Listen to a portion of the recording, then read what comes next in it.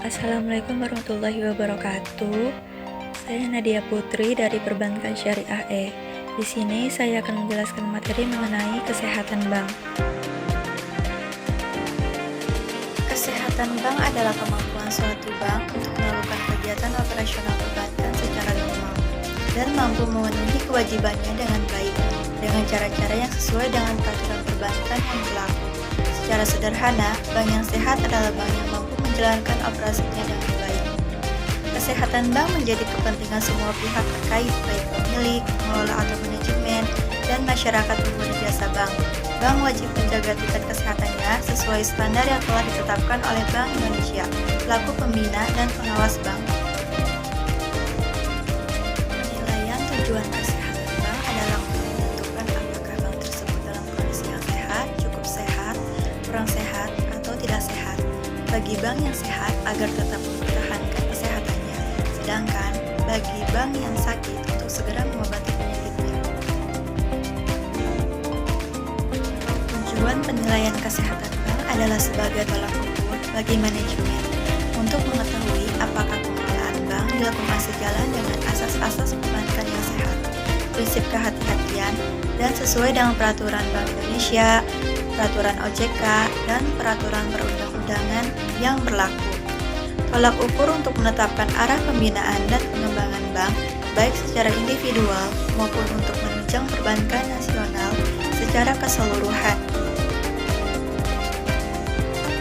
Dasar hukum penilaian tingkat kesehatan bank berdasarkan dengan Undang-Undang Nomor 21 Tahun 2008 tentang Perbankan Syariah, bank wajib memelihara tingkat kesehatannya. Kesehatan bank harus dipelihara dan ditingkatkan agar kepercayaan masyarakat terhadap bank dapat terjaga. Kesehatan bank merupakan cerminan kondisi dan kinerja.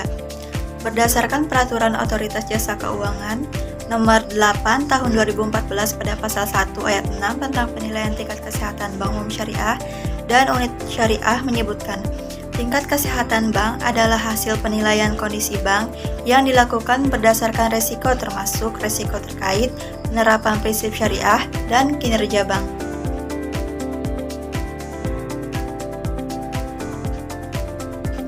Pihak-pihak yang berkepentingan terhadap kesehatan bank.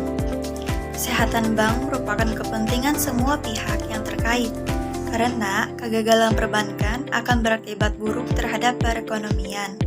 Adapun pihak-pihak yang berkepentingan dalam laporan keuangan terdiri dari pihak eksternal dan pihak internal.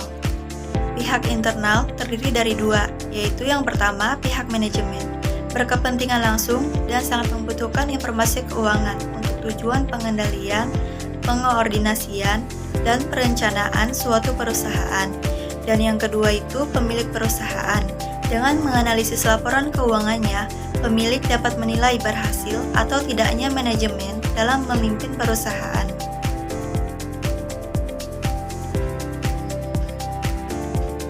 Adapun pihak eksternal terbagi menjadi 4. Yang pertama ada investor, memerlukan analisis laporan keuangan dalam rangka penentuan kebijakan penanaman modalnya. Bagi investor yang penting adalah tingkat imbalan hasil atau return dari modal yang telah atau akan ditanam dalam suatu perusahaan tersebut. Yang kedua itu ada kreditur, merasa berkepentingan terhadap pengembalian atau pembayaran kredit yang telah diberikan kepada perusahaan. Mereka perlu mengetahui kinerja keuangan jangka pendek atau likuiditas dan profitabilitas dari perusahaan. Yang ketiga ada pemerintah. Informasi ini sangat berguna untuk tujuan pajak dan juga oleh lembaga yang lain seperti statistik. Yang keempat ada karyawan, berkepentingan dengan laporan keuangan dari perusahaan tempat mereka bekerja, karena sumber penghasilan mereka itu bergantung pada perusahaan yang bersangkutan.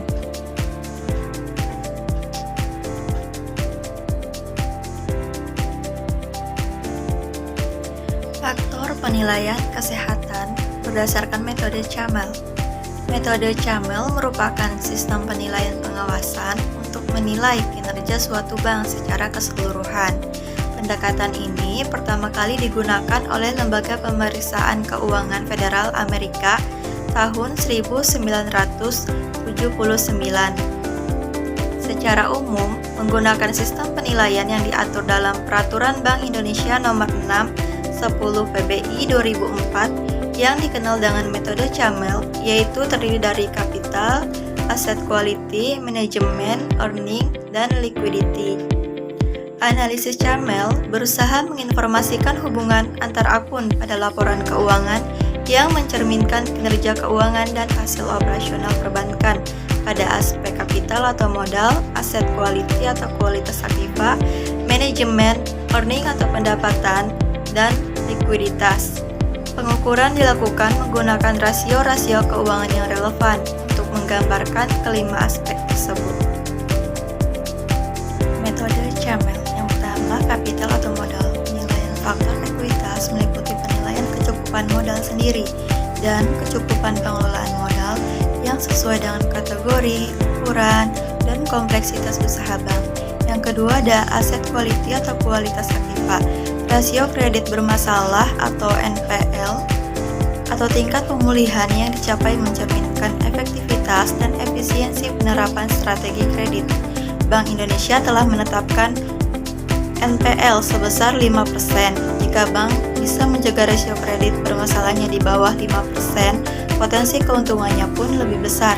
Yang ketiga ada manajemen. Tingkat kesehatan bank dari aspek manajemen dapat diukur secara kuantitatif melalui penghitungan net profit margin atau NPM.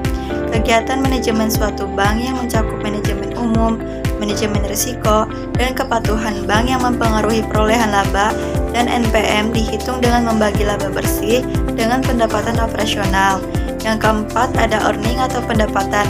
Pengukuran kesehatan bank dari aspek pendapatan dapat menggunakan rasio return on asset atau ROA dengan membandingkan laba bersih yang dicapai dengan total aktiva yang dimiliki bank. Setiap bank selalu mempunyai cara buat memperoleh keuntungan dalam setiap kegiatannya. Faktor earning menilai efisiensi aktivitas bisnis dan kemampuan bank pada memperoleh keuntungan tersebut. Bank yang sehat niscaya akan terus memperlihatkan peningkatan keuntungan. ROA dan biaya operasi menggunakan pendapatan operasi atau BOPO adalah rumus yang dipakai pada menghitung peningkatan earning suatu bank. Yang kelima ada likuiditas. Nilai LDR yang semakin tinggi menunjukkan tingkat likuiditas bank yang semakin rendah karena jumlah utang semakin besar sehingga jumlah dana yang diperlukan untuk membayar utang tersebut juga semakin besar. Rasio LDR merupakan perbandingan dari jumlah kredit yang diberikan dengan total dari dana pihak ketiga. Cukup sekian, kurang lebihnya mohon maaf. Wassalamualaikum warahmatullahi wabarakatuh.